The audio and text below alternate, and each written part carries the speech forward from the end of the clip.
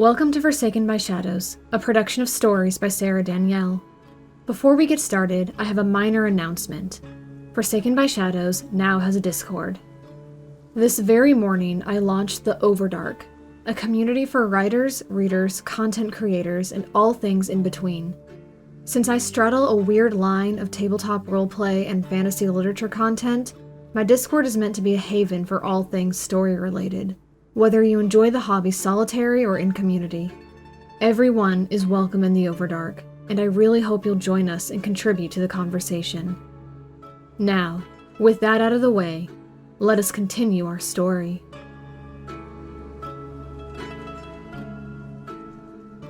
Last time, on Forsaken by Shadows, from Mazira's point of view. I've been dreaming again. Terrible nightmares where my friends do terrible things. They tell me it's normal, but I don't think it is. I don't think anything about me is normal. I awake to the scent of burning breakfast, and in my delirium, I fear it's a burning house I'm waking to. But as always, it's nothing, because I live in Lona now, where it's safe. Tiana is with me, but her nearness makes me cringe. I know it wasn't really her who hurt me in the dream, but still. On days like today, I prefer my space. But it is an ordinary day, which requires ordinary routines. Waking and dressing and fighting against my nature to present a presentable appearance. When I arrive in the common room, I find Tiana feuding with her father over the burning of spore bread. They play a game, where she pretends to be angry and shuns him from the kitchen, and he pretends to care. Risman isn't there, something I'm both relieved and disappointed by. I wasn't ready to face him, not after the dream, but I still yearn for him, as I always do, just as aware of his absence as I am of his presence when he is near. But our ordinary morning doesn't remain ordinary. When Tiana comes to call us for breakfast, she notices her father's ledger book, the one he only touches on special occasions. As it turns out, the fleet, Lona's daring merchants who brave trading on the Sword Coast, are about to return. The message was delivered by Arden Zarin, who arrived with 3 others the night before. This news should be good news, for it means they bring riches and luxuries in their wake. But I'm afraid. It's my first real opportunity to return to the surface, and I'm not sure I'm ready for that. But Tiana is. In her overexcitement, she reveals a bit too much of her zeal for the surface, and her father is livid. They fight, and I feel like it's my fault somehow, even though I didn't say or do anything. Tiana flees to our room to cry, leaving me to walk to the temple alone, for the first time in a year, until Solaran solves that and sends an apprentice with me.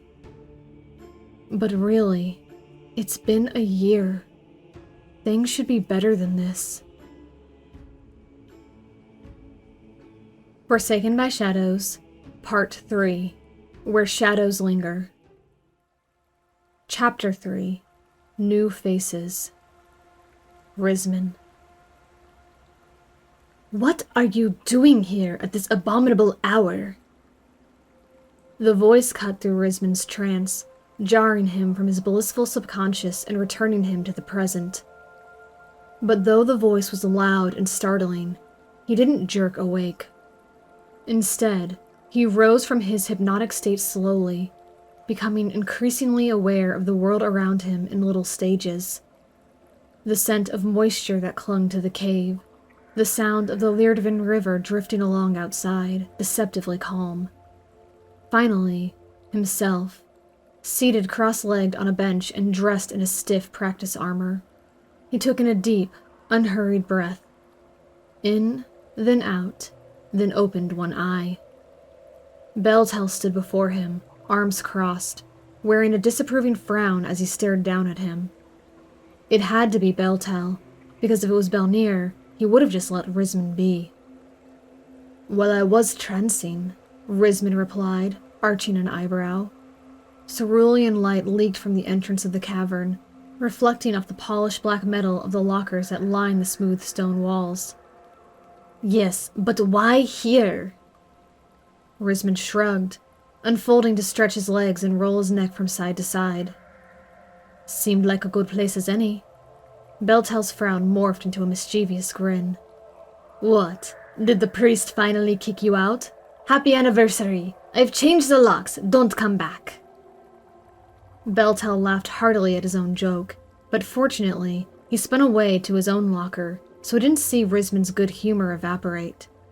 It might have been a joke, but to Risman, the words had touched too close to the nest of his deepest fears. It was just a joke, he told himself firmly, forcing himself to remember the way Solaran had embraced him just this blue light, telling him how proud of him he was. But then his hand strayed subconsciously to the metal biting into his sternum, where Mazira's ring hung safely from a cord beneath his leather armor. Would Solaran be angry when he found out what Risman had schemed? Togethering with Mazira seemed to be the unbreakable, unspoken boundary that he was not supposed to cross. Would his actions get them both kicked out? No. He was being ridiculous. Risman had said and done far more vexing things during his time in the Weaver's house than bare his soul to Mazira. If Solaran could forgive him that shameful shouting match, if he could tolerate the one, and only, time Risman made the mistake of coming home with far too much ale in his blood and not enough good sense, he could surely forgive a little romantic scheming. The priest was, after all, a poet at heart. And weren't extravagant love stories the very things poets loved most? At least, all the poems Mazira had taken to reciting to him, now that she'd learned how to read, seemed to be about such topics. "Hello, Risman! Did you fall back into a trance again?"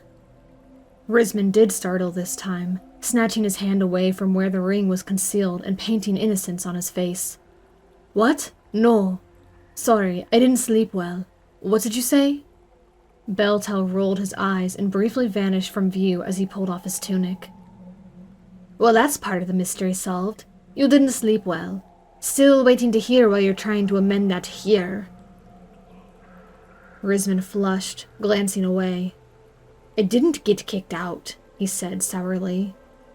"I left early to see Master Jasper since I won't be seeing him later this white light." And then, because he didn't enjoy being on the defensive, he turned the question around. "What are you doing here?" "I?" Beltel said, as he replaced his tunic with a shirt of supple, fitted black adamantine. It was militia-issued, enchanted and blessed by Elistrea's clerics, and an exact replica of what Risman would be changing into every day after the evensong. "I am escaping my brother, who feels the need to lecture me once again about this great honor that's being bestowed on me." He made a face, disappearing back into the shadows of his locker to fish out the rest of his armor. "It is a great honor," said another voice from the entrance of the cavern. Belnir sauntered in, already dressed for combat. Were it not for the silver dove insignia glinting on his shoulder, marking him as a patrol captain, he would have been indistinguishable from his brother. After tonight's evensong, not even that would separate their appearance when in uniform. Beltel raised his brows and his shoulders dropped. "What? Were you just standing there waiting for the opportune time to make your grand entrance?" "A happy coincidence. You left this at home." Belnir dropped a sheathed dagger on the bench beside Beltel's gear. He flashed Risman a warm smile before turning back to his brother. "You're not taking this promotion seriously enough." Beltel didn't try to hide the "you see what I mean" look that he gave Risman. "I am taking this seriously. I seriously don't want it. Look, I'm not even responsible enough to remember to bring my own weapons with me to blue light rounds." "Ah, so you did leave it behind on purpose. I was wondering. You know Anders won't buy that excuse, and neither will Mother Lara." Beltel grimaced, before turning beseeching eyes on Risman. "Risman, you think I'm an irresponsible lout with no business leading our fine men and women into the wilderness and patrol circuits, right?" Risman hesitated, glancing between the brothers. Up until 10 days ago, The twins had merely been good friends, the first Risman had ever made after Mazira. They'd gone out of their way to make him and Mazira feel welcome, invited him into their home just for the joy of his company. Risman had learned the meaning of excessive drinking with Beltel, a lesson he'd only needed to be taught once, and had overcome his initial culture shock thanks to Belnir's patient explanations. But all of that was before the promotion was announced. The patrols were changing, and Risman, along with 5 others, was being raised to fill in the ranks. Belnir had always been a patrol captain since Risman had known him, but now he was going to specifically be Risman's patrol captain. And while he didn't think anything was going to change now that Beltel was becoming a captain as well, he couldn't be certain. "Sorry, Beltel," he finally said, as the twins waited for his opinion. "I'm with your brother on this one. Besides, your misfortune is my gain." Beltel sighed dramatically, yanking up his greaves. "Next time I'm going to let the Illithids eat all your brains." That earned him an exasperated smile from Belnir, who glanced at Risman as if in commiseration. "They weren't going to eat us, they were going to enslave us, which is infinitely worse," he reminded Beltel, as if they weren't both there when the Mind Flayers ambushed their patrol, leading to the heroics that had earned Beltel his promotion. "Honestly, I've never met anyone more reluctant to have their merits recognized." "It's just 'cause he doesn't want to give up his carousing." Yet again, another newcomer joined the conversation, entering the shadowed locker cavern. This time, it was a drow named Tarmar, one of the veterans remaining under Belnir's command, and therefore soon to be one of Risman's contemporaries. "You can't fool us, Beltel. You're irresponsible on purpose, and we're all ecstatic you've been found out." By now, Beltel had changed fully into his armor and howled his protest to his former patrolmate's accusation. But his words were losing meaning, as more and more men of the Cove arrived to prepare for the cycle's rounds of training. Risman smiled and laughed along, but he offered none of his own jest to the growing cacophony. Though he was pleased on his friend's behalf, and though he was thrilled at his own opportunity, his nerves were starting to get the better of him. He was only 26. Had he been in Menzo Berenzin, he would still have had 4 years left in his education before he was considered fit to be released onto the city's patrol. 3 years of grueling physical training, and 1 year split between dabbling in magic with the wizards and brainwashing with the clerics. Well, at least he'd still received his religious education, whether he'd wanted it or not. Solarin turned everything into a sermon. Though it was still early, Risman excused himself from the locker cavern and stepped out into the main chamber of the city. The Cove was exactly what it claimed to be, a large swath of sandy shore encircled by low bluffs. The perfect place for learning to fight. Schools were already gathering, the 3 classes divided by skill level, and smaller groups of patrols huddled together as they waited for sessions to begin. Risman made his way to the weapons rack in search of his preferred short sword, a strange twist in his gut when he realized that this was the last time he'd need to take this walk. Patrol members were issued blades of their own, specifically crafted and enchanted just for them. Singing swords, they were called, said to fill the heads of their handlers with Elistrea's song, empowering their ability to fight. How a head full of music could be anything but a distraction, Risman couldn't fathom. But he'd been at the wrong end of the blades enough time in practice to know that the warriors who wielded them were in no way impeded. He could have purchased his own sword whenever he wanted, as he'd made a point of obtaining a dagger at his first opportunity. Carrying weapons wasn't forbidden or regulated. It just wasn't necessary for survival in the way it had been in Menzo Berenzin, and a small part of him craved the pride that would come by earning his next blade through merit, not gold. In the meantime, he was content to select a practice sword from the community weapons rack, which currently had a handful of students gathered around it, mulling over their own choice of blunted blades. Risman paid them no mind as he approached, only interested in finding his preferred weapon. Fortunately, it was still there, hanging right where he left it the previous cycle, but as he reached for it, another hand grabbed for it as well, their wrists colliding. Risman withdrew, glancing at the one who had gone for his weapon. "My apologies, he began, but then hesitated as he took in the elf. Strangers were not common at the cove. The sanctuary was small, and their militia smaller. By now, Risman recognized the face of every warrior who trained here, even knowing most of them by name. But he did not recognize this one, or the others standing at the rack whom he had mistaken for students. The elf who had gone for his blade stared at him, his golden hair tied in a knot at his crown, his eyes the same shade of yellow. His skin was deeply tanned, the color of sandstone, but not a shade belonging to a drow. He was of the surface, though Risman had never seen an elf of his hues before. Beside him stood a woman, whose features marked her as a half-elf. Her hair blazed like torchlight, and her half-smile had a predatory gleam in it as she looked Risman up and down. She'd already selected her weapon, a two-handed longsword, and Risman got the sneaking suspicion she was imagining what the dulled edges might do to him if given the chance. There were two others, though the last of them was obscured behind the form of the third. The man stood head and shoulders taller than anyone Risman had ever seen and had the brawn to match. His round ears and the dark hair growing on his face marked him as human, though Risman had never met a human so large. How he had missed this one when walking up to the rack was an indication of his own distractedness he couldn't afford. He was about to be commissioned. He should be better than this. Risman took a step back, giving space to the strangers as wariness overshadowed curiosity. "My apologies," he said again.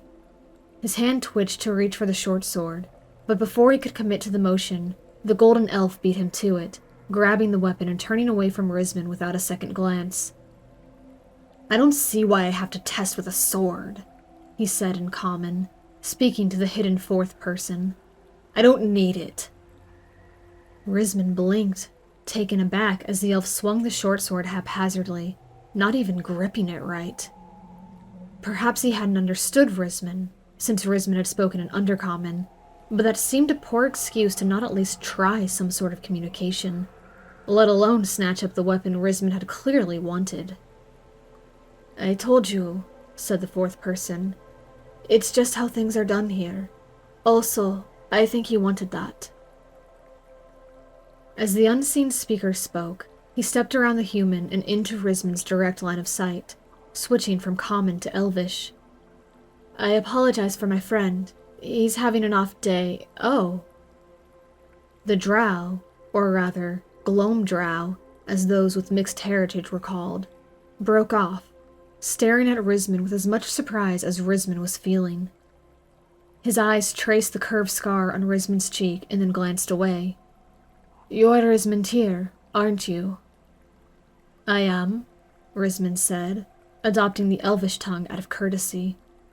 It was likely the language they all had in common. He studied the stranger, trying to place where he knew him from, wondering how he had been recognized with just a glance. It had been a year since these caverns buzzed with his story. By now, he was old news. He was certain he'd never seen this person before, yet he seemed awfully familiar. And then, it hit him. The shape of his face, and those telltale broad shoulders. "I'm Arden," said the stranger, confirming Risman's suspicions. "Arden Zeren." He extended a hand and Risman took it automatically, trying not to gawk. Though his features were more delicate and his coloring lighter, Arden Zeren was the spitting image of his father, Torafane, right down to his posture. "I only just got back last night, red light, but I've already heard quite a bit about you." "Same," Risman said, his wonder replacing his irritation with the golden elf. "That is, I've heard much about you too. Your sister is quite fond of you." Arden laughed, but his eyes wouldn't quite meet Risman's. He seemed nervous, fidgeting even. "Yeah, I'm surprised she remembers me. It feels like decades since I've been gone, but I guess it's only been about 2 years. Oh, I'm being rude. These are friends of mine, who came with me to deliver the fleet's messages. They'll be testing today for the militia." Risman's brows furrowed. He'd heard of Arden, and heard he was traveling with the fleet. But what were these newcomers doing being tested for the militia on their first cycle in the sanctuary?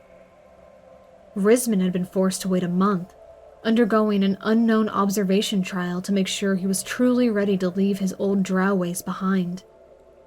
He thought all newcomers, drow or otherwise, experienced the same probation. Were these excluded because they came from the surface? That didn't seem wise or fair. But it also wasn't his business. "Pleasure to meet you," Risman said at last, because it was expected. He might have even meant it if the golden elf wasn't still holding his preferred weapon as if it were a writhing snake. "The militia can always use more help." "You want this?" the golden elf interrupted, brandishing the short sword. "Sorry, I didn't understand your language." He didn't sound sorry, and Risman blinked at him, honestly unsure of what to say. Undercommon wasn't that different from common. He glanced at Arden for support and found the Glomdrow glowering at his friend, the look all too much like his father's. Okay, so he wasn't crazy. The golden elf was being rude. "I had been planning to use it," Risman said cautiously. "But I can select another. It's no matter." The elf tossed the sword at him, and Risman caught it on impulse, not sure which was more offensive to him, the disrespect to the weapon or the disrespect to his person. "I don't need a sword, Arden. They're wasting their time making me test with one." "Just take the blade, Valen," the woman said, exasperated. Her Elvish wasn't quite as polished as the others. "You knew what you were signing up for." "If I may," Risman interjected, and then immediately regretted it. This wasn't his business, and now he had a sword in hand. He ought to be walking away. But he'd gained their attention, so he had to go on. "The sword is sacred to the goddess who guards this community," Risman said, surprising even himself. Defending Elistrea's doctrines? Solaran would be ecstatic. "Not everyone here is required to worship her," he continued, thankful that piety wasn't commanded the way it had been where he had been raised. "But all those who choose to serve in her militia are required to carry and know the sword, out of respect for her matronage."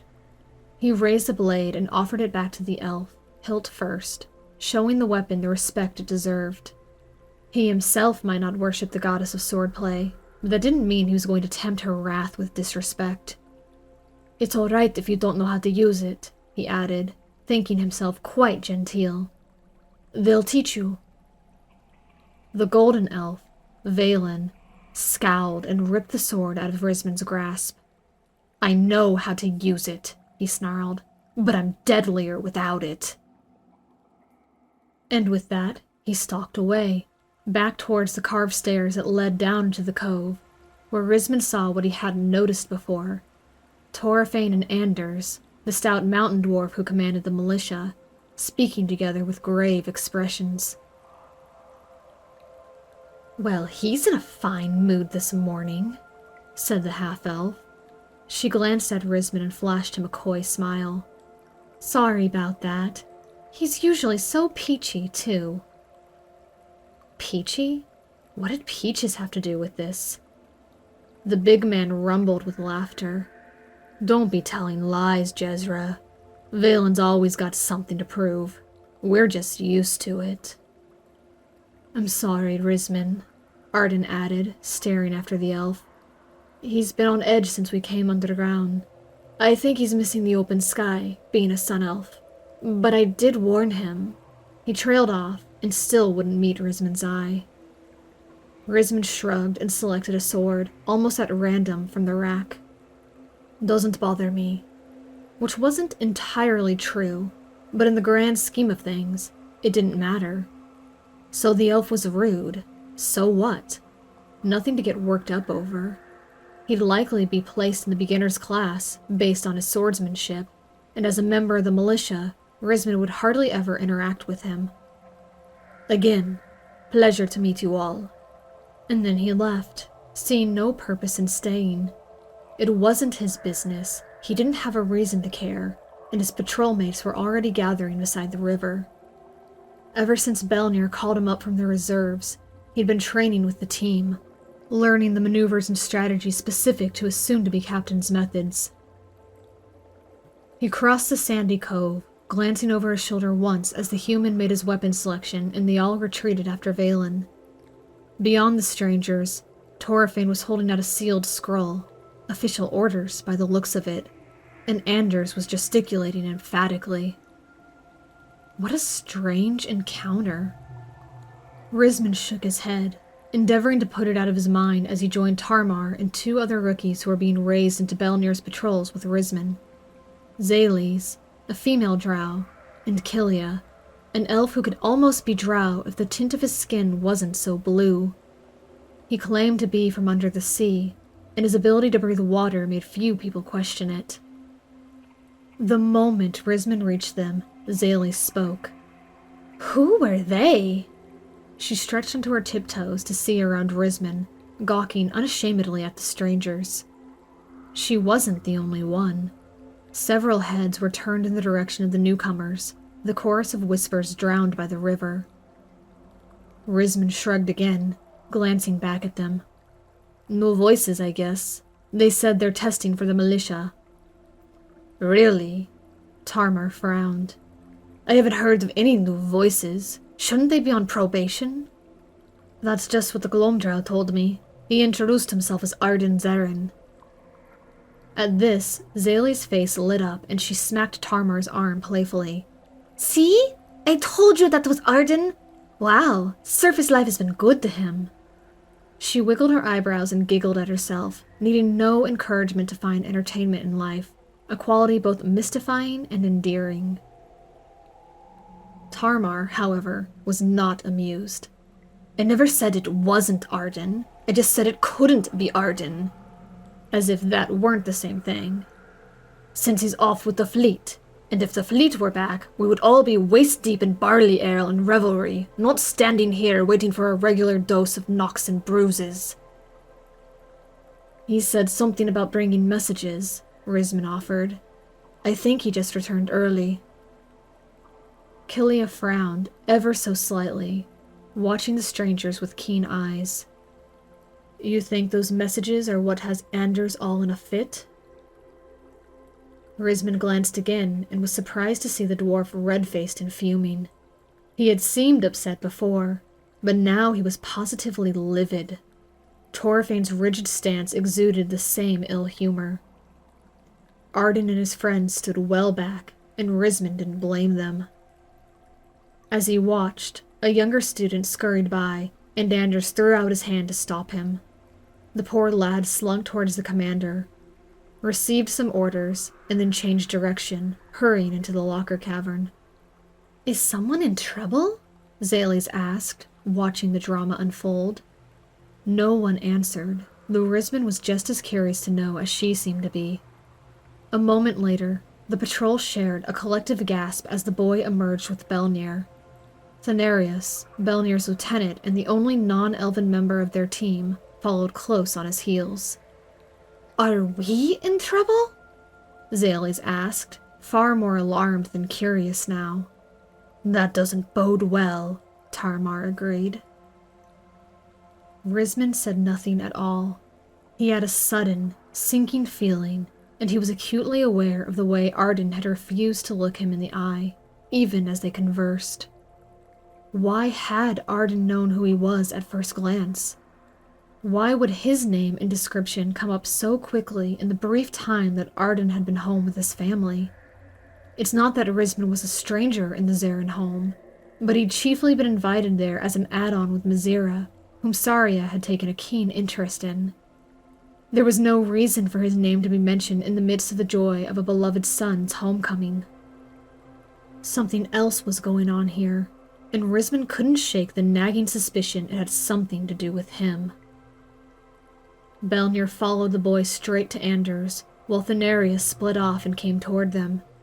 He appeared human, though it was said he possessed divinity in his blood, not unlike Tiana. Though Risman had never seen it, there were rumors he could manifest spectral wings. Any hope of relief Risman had was dashed when Thanarios reached them. He knew even less than they did, only that Anders was asking for Belnir. The arrival of new voices was news to him. The patrol fell into speculation, but Risman watched his captain earnestly. Belnir had just reached Anders, his eye wandering curiously to the strangers, then widening in surprise when they found Arden, before Torfane called his attention back. More than anything, Risman wished he had developed the ability to read lips. He was dying to know what was being said. As Torfane spoke, Belnir went stiff. He glanced at Anders, who nodded as if in confirmation, handing over the scroll, now unsealed. More mysterious words were spoken as Belnir scanned the document, and even from this distance, the tension was palpable. "He does not look happy," Zales remarked, voicing the concerns of them all. At last the discussion ended. Anders waved over Arden's party, and they separated.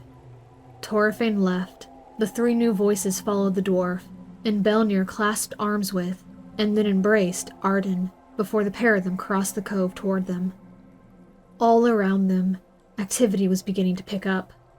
Instructors called their students to order. Patrols lined up to receive instructions from their captains. Risman's own team stood around him, now silent, as they waited to receive the news Belnir was so clearly upset over. Was it his imagination, or was Belnir avoiding looking at him as much as Arden had? What did these elves know that Risman did not? His dread mounted, and the temptation to flee was almost impossible to ignore. "Thanarios," Belnir said when he finally reached them. "Start them on warm-ups. Everyone, get acquainted with Arden Zaren. He'll be serving with us, for now." At last, Belnir's eyes found Risman. "Risman, walk with me." Numb wasn't a strong enough word to describe the sudden evaporation of feeling. Risman stared, hollowed from the inside out. Beside him, his patrolmates muttered their surprise, but the meaning of their words were lost on him. Mechanically, he stepped forward, falling into step beside Belnir as they turned and walked away from the patrol. He was distantly aware of Thanarios' calling commands, following Belnir's orders, but beyond that, he couldn't think. What was going on? Why was he being singled out? Why was Arden remaining behind where he ought to be, preparing for whatever drill Belnir had planned? They walked in silence until they reached the edge of the cove, well away from prying ears. Belnir led him to a sheltered inlet, which didn't entirely block them from view, but still offered some measure of privacy. Then, he turned and faced Risman, took a breath, and said, "I'm so sorry." Risman already knew what was coming next. "Something's come up. We won't be commissioning you at the Evensong." Everything inside of Risman turned to stone. He didn't breathe. He didn't move. He didn't comprehend. This couldn't be real, and yet, as he stood there mulling it over, he shouldn't have been surprised. Life had been going alarmingly well lately. It was about time something caved in. Finally, after an eternity of piercing silence, his chest expanded, his throat vibrated, and he managed to utter a single word. "Why?" "Honestly, I don't know." Belnir offered him the scroll he'd received from Anders. "The orders came from Mother Lara. It doesn't list a reason." Risman looked at the document without truly seeing it. The note was brief, stating only that Risman was to be removed from the commissioning ceremony and replaced with Arden Zaren, signed and sealed with Mother Lara's signet. Of course, she didn't use the word replace, but Risman got the gist of it. His hands shook as he handed the document back. For what it's worth, Belnir said, gently, as though Risman were a child who needed to be managed. It's not what I want. It's not what any of us want, Arden least of all. It's no secret he joined up with the fleet explicitly to avoid joining the militia, in defiance of his father's wishes. I can't imagine his opinions have changed that drastically. The valves in Risman's heart suddenly released, flooding him with the emotion he'd been too shocked to feel. The first to burst forth was anger. So what? This is Torfane's fault? He snapped, ignoring the kind words of commiseration completely. He wanted his son here, so now he's having me removed? Belnir looked startled, then unimpressed. His flat stare reminded Risman to temper his tone. They might be friends first, but Belnir was his commanding officer, even if he wasn't commissioned. A captain certainly outranked a reserve student. Of course not. The last thing Torfane wants to see is you set back like this. He has a vested interest in your future, you know, seeing as he taught you himself, freed you himself, and recovered you himself. He's not happy about this either. Risman glowered, but he was careful to control his temper. No need to behave like a child and prove himself unworthy of the position he was being denied. If no one is happy about this, then why is it happening? Can you fight it?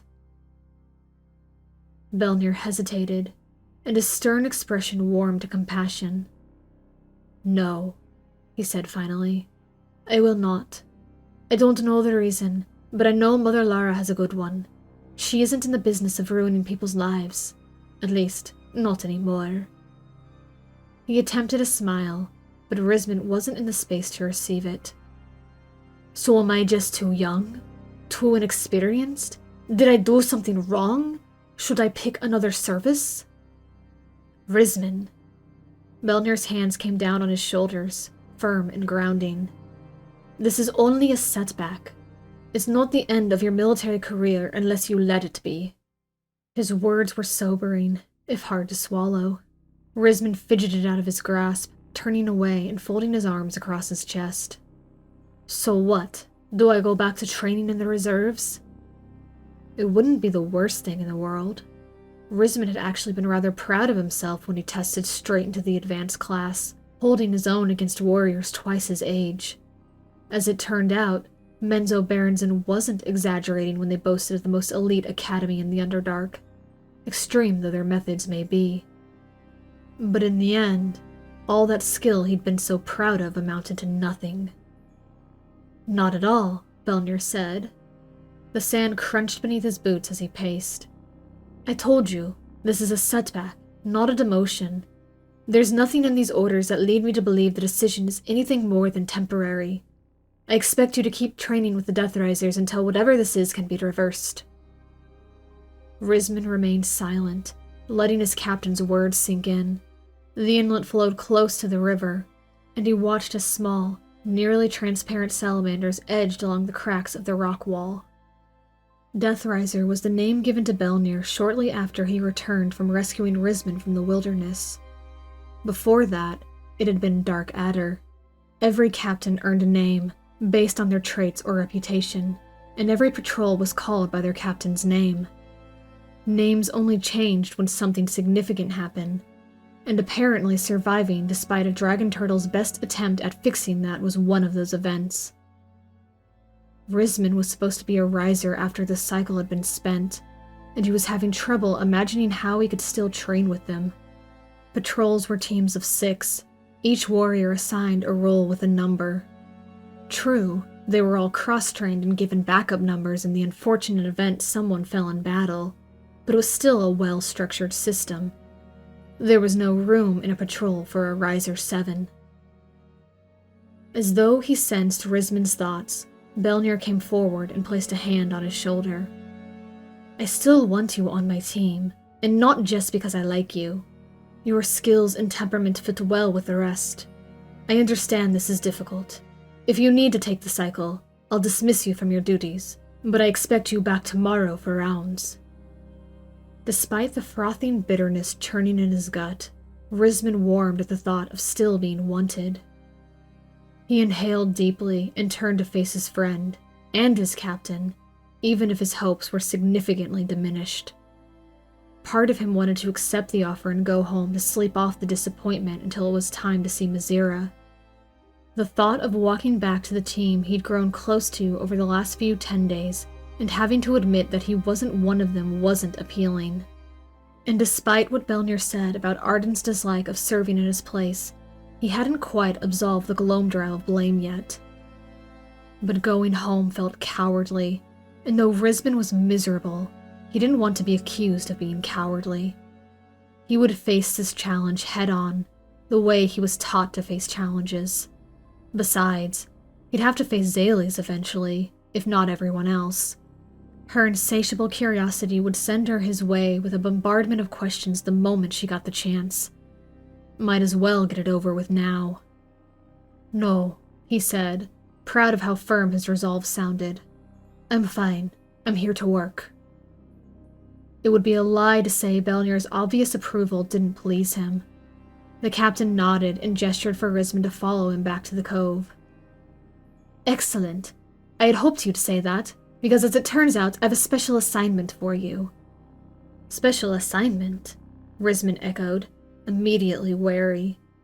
This smelled like a trap, one of those colored fish things used in Mazira stories to make you think something was true when it wasn't. What was it called? A blue trout? A red herring? Whatever. A special assignment, on the heels of such devastating news, was bound to be a tedious distraction in disguise. "Oh yes, Anders requested you personally. He's assessing new voices and needs someone to test them against. Go meet him at the pit, and he'll tell you the rest." Risman just gaped at him, completely at a loss for words. On any other cycle, this might have been a great honor. It meant that Anders trusted Risman's skills enough to pit him against unknown fighters. But Risman had already met these new voices, and the last thing he was in the mood for, now that his mood was damaged beyond repair, was to spend more time with that arrogant, petulant, ill-mannered golden elf, who would be dueling him with his favorite sword. On the bright side, he thought darkly, the cycle couldn't possibly get worse from here.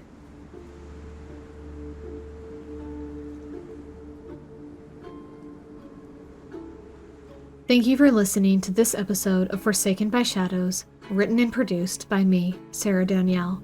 And thank you to Tabletop Audio and Pixabay for the music and ambiance used in this production. And as always, Forsaken by Shadows is unofficial fan content not endorsed by Wizards of the Coast. Risman's perfect day is turning out to be not quite as perfect as he had hoped. Make sure you subscribe to follow along and find out what happens with the testing of the new voices.